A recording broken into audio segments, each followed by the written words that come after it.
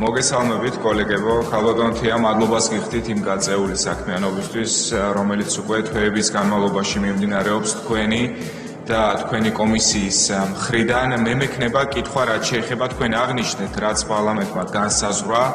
ეს არის 6 ძირითადი თემა, რაზეც დროებითი საგამოძიებო კომისია მუშაობს, მაგრამ არაერთი სხდომის, არაერთი გამოკითხვის შემდეგ ხომ არ გამოკვეთილა ერთი ან ორი ისეთი მსხვილი მიმართულება, რომელიც შესაძლებელი არის, რომ თქვენს დასკვნაში იყოს მითითებული და ასევე, რაც ჩემი აზრით მნიშვნელოვანი არის საზოგადოებისთვის, ბოლო დღეებში განსაკუთრებით იმ დანაშაულების გამო, რომელიც ჩაიდინეს ამ ადამიანებმა და არ მოვიდნენ საგამოძიებო კომისიაზე, აქეთ გვედავებიან და აქეთ გვეუბნებიან, რომ თითქოს ეს არის რაღაც პოლიტიკური შევიწროვება და პოლიტიკური დევნა. მე მინდა საზოგადოებას მიმართო, რომ გარდა იმისა, რომ 2003-2012 წლებში შეიძლება ბევრ ადამიანს განსაკუთრებით ახალგაზრდებს ეს არ ახსოვს.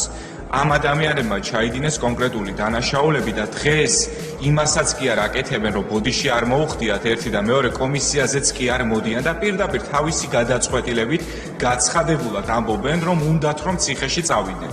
ეს არის მათი არჩევანი, ვერავის ვერ ეტყვი, რომ კანონი არ დაარღვიოს. უბრალოდ მიუღებელი არის, როდესაც კონკრეტულად ქართული ოცნების გუნდის მისამართით, შემდეგ როგორც ასევე დასავლელი პარტნიორების მხრიდან ვრცელდება ბრალდებები ამასთან დაკავშირებით და მე მინდა ყველას მოუწოდო, რომ როდესაც არის გამოძახებული დროებით საგამოძიებო კომისიაზე, აუცილებლად გამოცხადდეს ამ კომისიაზე და პირები, რომლებმაც 2003-2012 წლებში ჩაიდინეს დანაშაულები, ბოდიშიც კი არ მოუხდიათ ამ დანაშაულების გამო და დღეს კიდე აქეთ გვედავებიან. დიდი მადლობა.